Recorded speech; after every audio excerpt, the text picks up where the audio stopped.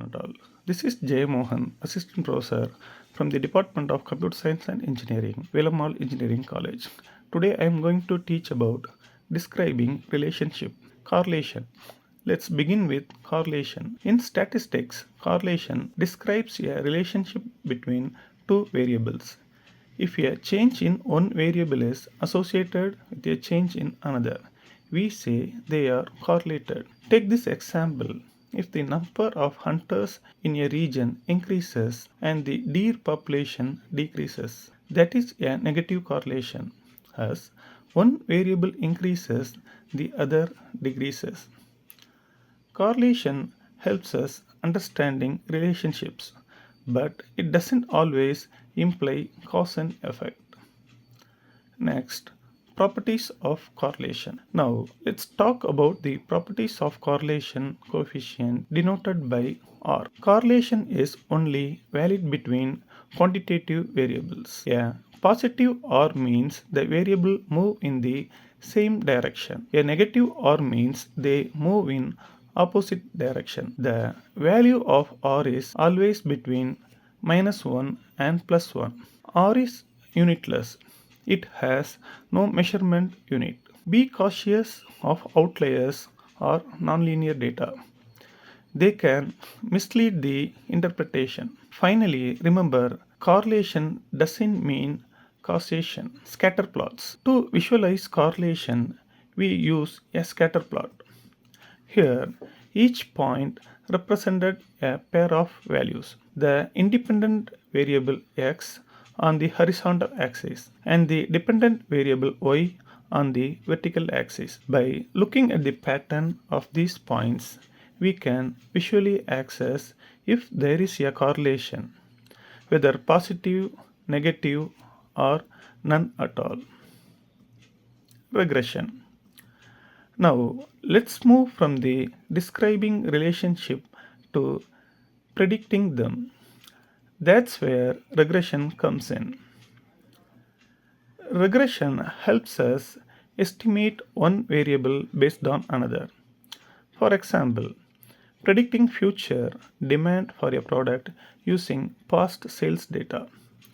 In simple terms, regression fits a line through data points that best describes the relationship between two variables. Regression line. The regression line is the line of best fit. Its purpose is to minimize prediction errors. These errors or residuals are the differences between actual data points and the values predicted by the line. Residual equal to observed minus predicted. A negative residual means the model over predicted. A positive residual means the model under predicted. We use these residuals to find the most accurate regression line. Linear regression. Let's now define linear regression. This is used when the relationship between x and y can be approximated by a straight line. This equation is y equal to theta 2x plus theta 1 plus e, where theta 2 is the slope, theta 1 is the intercept, the value of y when x equal to 0, and e is the error term. If y increases or decreases consistently with x, we say there is a linear relationship.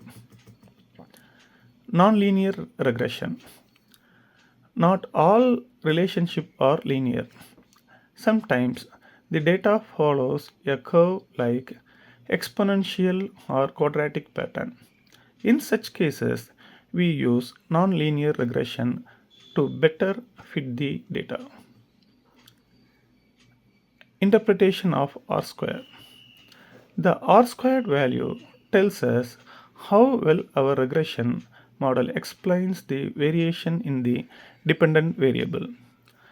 If R square equal to 1, perfect fit. All points lie on the regression line.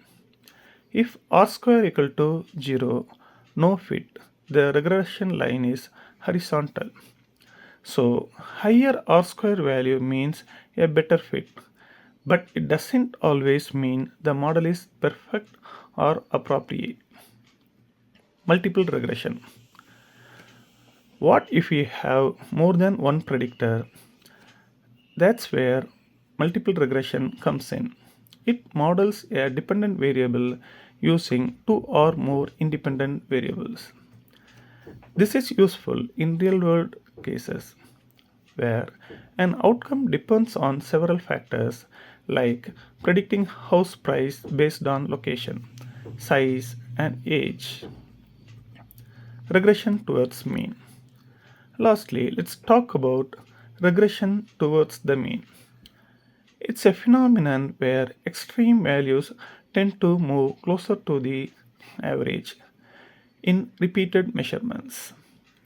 For example, if a student scores extremely high on a test by chance, their next score may be closer to their actual average performance.